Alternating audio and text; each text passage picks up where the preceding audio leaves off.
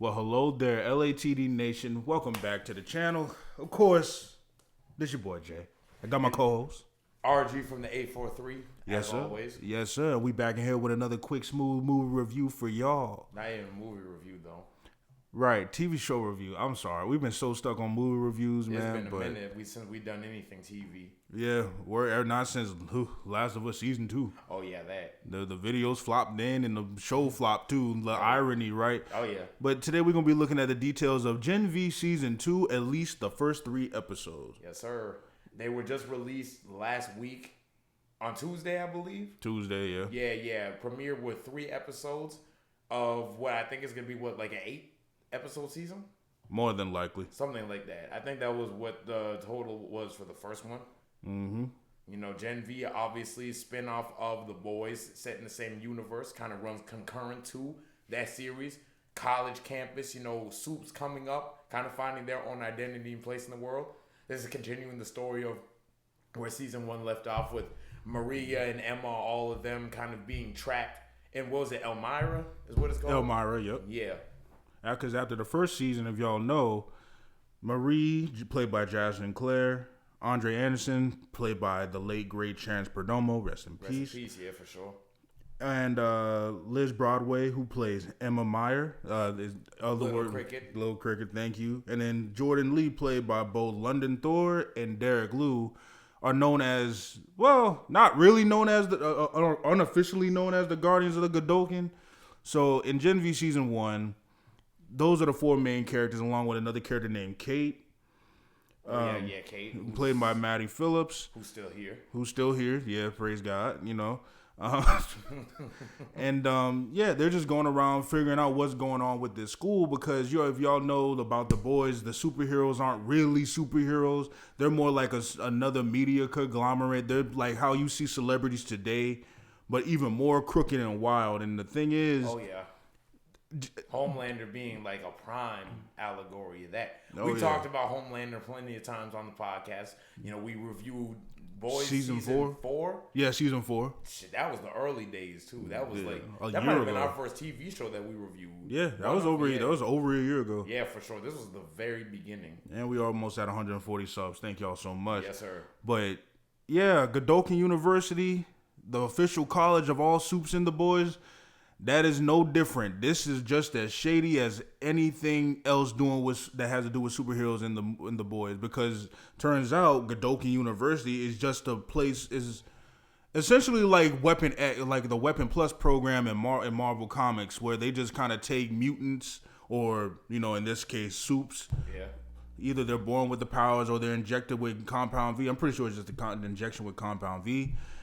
They just get tested on and about their limits and everything. And right off the gate, the way that GenV Season 1 started, GenV Season 2 starts off the same way. It's the same crazy, balls to the wall, brutal, but yet thought-provoking. Social commentary. Exactly. Very relevant, very timely social commentary, which they've always really done a good job of. They are very on the nose about it, but it's still very smart and it's very satirical.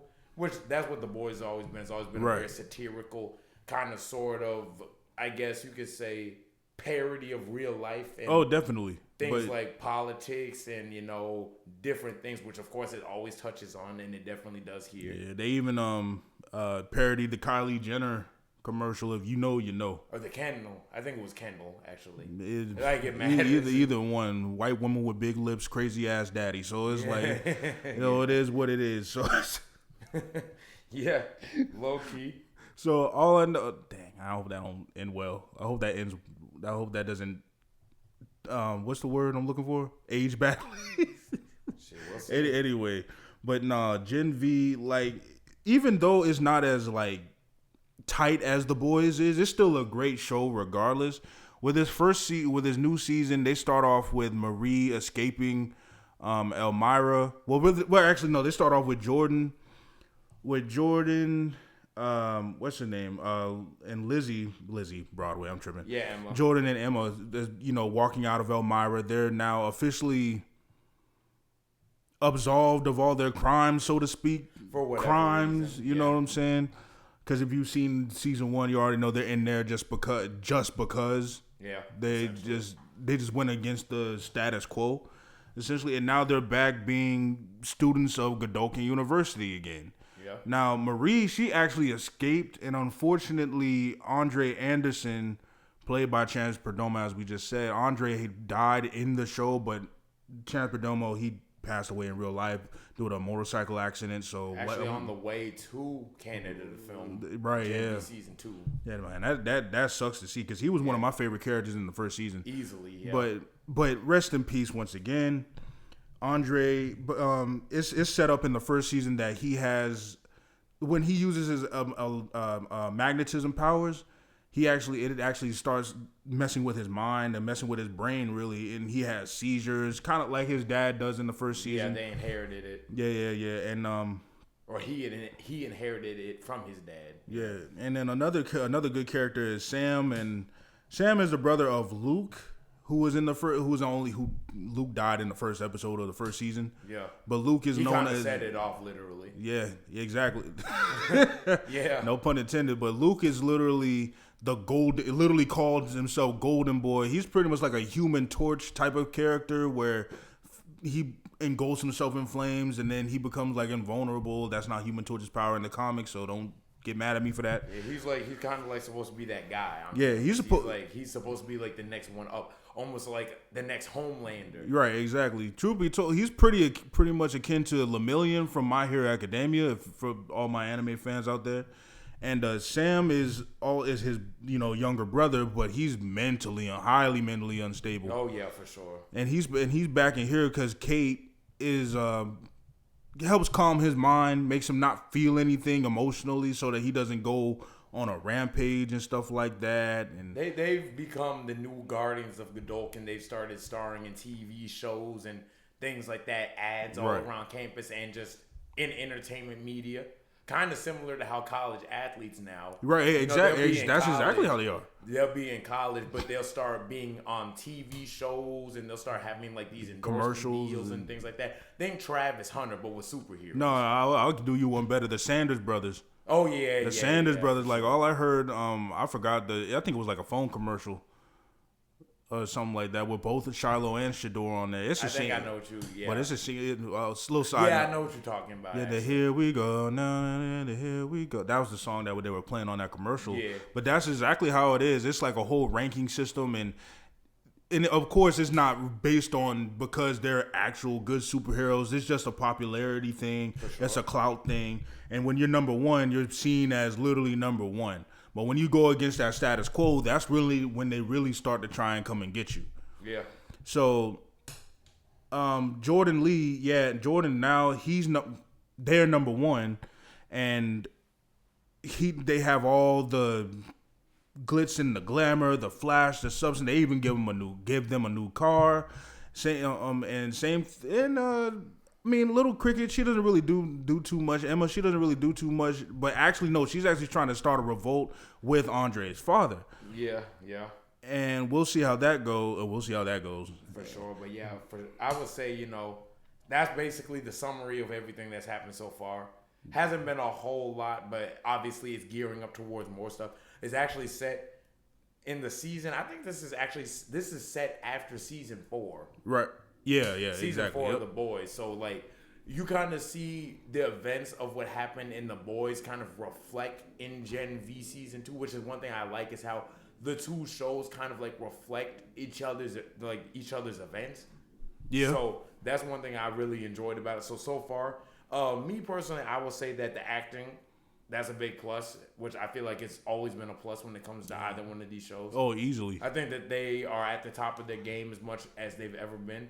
Mm-hmm. They're embodying these characters in a new and interesting way, kind of like a more emotionally complex, sort of like emotionally tormented version of what they were when they first started. Because in the first season, they were a lot more kind of, not lighthearted, but they were a little bit more naive. Right, because and now they're kind of starting to become more so aware of what's going on around them. Kind of like how Annie was when the boys first started. Kind of bright-eyed, kind of like hopeful, coming into the 7. And then over time, she kind of sees how Homelander is, see that the 7 is not what she thought it was, and kind of just sort of coming to a realization that what she grew up on is not what she thought it was. Marie is going through a very similar sort of process. I'll say Emma is definitely going through the same thing. She's finding her confidence. Jordan is still Jordan, in my opinion. Yeah, truth be told, Jordan being more of the kind of cynical one. Yeah, no, I wouldn't say they're nihilistic, but they're more like, don't rock the boat, let things stay the way they are. Everything was better if y'all didn't try to mess it up. Exactly. But of course, they don't want to be a part of the status quo either, because of, they're a clear allegory for gender identity in this country, and anyway. So I agree with everything you pretty much said. The acting has never been a bad thing, and this is one of the shows where they didn't have to be this good. The show didn't have to be this good. Yeah. This is just a little side spinoff that could have been just a lesser scale of the show, which in a way it is, because it doesn't cover as much ground as The Boys does, and it mostly stays contained in Godolkin universe, in God U is what they call it. I refuse to call it that. Yeah. And but it mostly just stays there, but they do a lot with the little that they're given. Very much so. I agree with that. And even what they're given is still a lot too, For sure. And I also think that one thing I noticed is that with this season, basically how I said that the two shows kind of reflect each other's events, I would say that this season so far is reflecting how much darker season 4 of The Boys was in comparison to the other 3. I think it was way darker. It feels a lot more hopeless. It feels like a lot more everything is kind of caving in. The walls are crumbling down. And I would say that it's reaching a fever pitch in tandem with where that season was going and how it left off. So I think that this one is a lot darker. I don't think that there's as much humor so far. No, definitely not. It's more somber to me. More somber, exactly. It's more cynical. It's more hopeless. And if there's any humor at all, it's mostly just in the gags that they constantly do. Yeah, which I mean, that's not a new thing for this show, for this universe. Because I'm sorry. Good. All I know is, Brad, some of them. I'm glad God gave us the power to close our eyes, Brad. Because some of this stuff is very graphic. But y'all already know that from the original show. It's not like we didn't, And one thing about The Boys, I say The Boys season 1 is probably darker. I don't know about that. I just, the only reason why I say it is because once you get into you think that it's going to be a nice, hopeful superhero show, but when they get down to the nitty gritty, things get really shitty when they get down to that nitty gritty. But I don't think that it was as. I think that in the way that it was more shock value in terms of how it kind of broke mold in terms of what you thought it was going to be. I think that seasons 2, 3, especially 4, were darker in the sense that they delved further into that idea. And just how hopeless the fight against Vought feels, how hopeless Butcher and what he's going through, because we already know, Butcher, because of the Compound V, right? He's kind of, his time is supposedly ticking, but we know how it ended in season 4 as far as the decision that he made, and that's kind of carried over into this season. If anything, I'll say I think season 3 might be a little bit darker than 4. Yeah, mainly because of how they treated. Or how they told Soulja Boy's story about him being this big, giant, abusive jerk who would abuse all of his teammates, especially Black Noir and everything. True, but I think 4 might have it just off of everything that was going on with Butcher's inner mind, what was going on with, what was it, Becca? Mm-hmm. Yeah, with Becca and Ryan. Yeah, not just Becca and Ryan, but also that was who was that? Describe her. No. He plays Negan in Walking Dead. Oh, this is one of my favorite actors for years. We can look it up. How he kind of was how he was dead the whole time, but he's a dark reflection. Oh yeah, they're like the devil and the angel on his sholders type thing. Yeah. Basically, he was a dark reflection of the worst of Butcher's personality. Mm-hmm. And while Rebecca is the best at it, because in season 4, he starts to kind of see where he's, he starts to see the error of his ways until Negan starts to kind of, entice him and influence him. Morgan, Jeffrey, thank you. All right, boom. But anyway, back to Gen V season 2. I agree, like with how it all ties in with season 4. One of my favorite characters so far really is Marie. Yeah. Like I know she's the main character 9 times out of 10. She's not always the main character. Isn't always the best character, but I think in this case she is, because her story is very intriguing. Because in season 1, she it's said that she accidentally kills her parents, and because after her powers are deactivating in a very anyway, her powers activated. She accidentally, if you know, you know, she accidentally kills her parents after her powers are activated. Her sister's scared of her. Everybody around her is scared of her and sees her as a monster. And the way another good way they tie this show in Gen V with the boys is when Huey's going to that Red River, something like that. Yeah. Red River Orphanage. You actually see Marie in the database of the origin too. I remember that of the orphanage. So it's like, and then I also say, not to cut you off, season 4 also to me was darker just because of like what they did with Huey and his dad. Yeah. Okay. All right. I'll give you that, because that's as a nice lesson of learning to let go. And then the way that they also did Annie's story, as far as like the shapeshifter and how that was kind of tearing apart Huey and her relationship. Yeah. So that season 4 for sure definitely had a lot of like darker themes. Yeah. To it definitely had a lot of more hopelessness. It still feels like it had more humor than this season of Gen V so far, in my opinion, though. Oh, no, it definitely did. Gen V feels way darker. Right, because after you know what you know, it's kind of hard to just go back to. It's kind of like, truth be told, this is kind of an allegory about life. So as I was saying, because once you figure out what things are really like and what the real world is, you can't see things the same the same hopelessly idealistic way that you did before. Exactly. It's like kind of like the mask has been kind of ripped off. Exactly. You can't even really have fun with it as much as you can still here, but not as much as with season 1. They got the same gags, they got the same characters, they got the same invisible dude with the hat and the glasses. Oh yeah. Like all the same things that made season 1 of Gen V work are still here, and what made the humor work are still here. And another thing that I like about that, it doesn't mess up the tone. It doesn't make the tone feel uneven, at least so far. So I can easily say that I enjoyed these first 3 episodes. I can't wait till the next episodes come out. Another good character named the actor's name Hamish Linklater, who plays Dean Cypher, a new Dean that you know.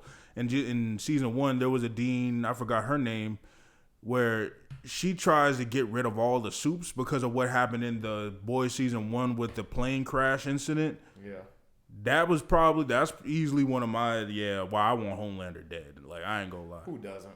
Like, my thing is, I cannot wait for season 5 next year. No, I agree. And the thing is, with Dean Cypher, we don't know much about him. We don't know what his powers are, but it is alluded to that he's way more important. He's way more involved than any of us would have previously known. Right. He has history with these characters in ways that they are not even fully aware of, at least not yet. Exactly, especially with Marie. But to be honest, it's kind of funny how, like, little sidetrack, how Mason said that he's never said that, oh man, I want to be like Homelander. I'm like, you don't want that. You don't want to be like Homelander. Is a vindictive, narcissistic, validation seeking man. You don't want to. I told me you don't want to be like that. Have you seen The Boys? He's like, no. Exactly. Well, I'm like, yeah, okay. Well, after you watch it, you have a different opinion. Yeah, exactly. But like I said, I really do like how The Boys is just an allegory for real life and how absolute power can corrupt you. Absolutely. Absolutely, yeah. Yeah. And other than that, like, I really don't got much else to say on this. I really don't. So far, I'm enjoying it. It's just more of what I've come to expect from really arguably 2 of my favorite shows right now. Definitely The Boys is one of my favorites. Gen V, definitely. You know what? I'll throw Gen V in there just for the fact that it's more of The Boys, universe. I've been a huge fan for quite some time. I'm glad I caught up. And the thing is, I never thought I would be that much of a fan of The Boys. I was afraid to watch it for a long time because, the graphic, the goriness and everything. But the thing that makes both of these shows tolerable as far as smart they are. Exactly, like all the characters, how smart it's written. Yeah, exactly. Like the writing is immaculate in both these shows. I will say this: season 4 of The Boys isn't my favorite. It's probably the worst season, but that still ain't saying much considering it's still a great season. But it's just the worst out of all 4 of them. But other than that, man, that's all I really got. That's all I got to say. I think the new episode either is coming out later on or it's out right now. Yeah, every Tuesday. Word, bro. Yes, sir. I can't wait. Oh, I'm ready. Me too, man. But with that being said, man, I've been Jay, man. This has been Rodney. We're LATD. We got more videos coming. We might do a weekly review. We should. We could bring that back. Yeah, why not? Hey, like and comment if y'all want to see more of these weekly reviews on these shows, man. But with all that being said, y'all hope y'all have a blessed night, have a blessed day. Look at the details. Peace.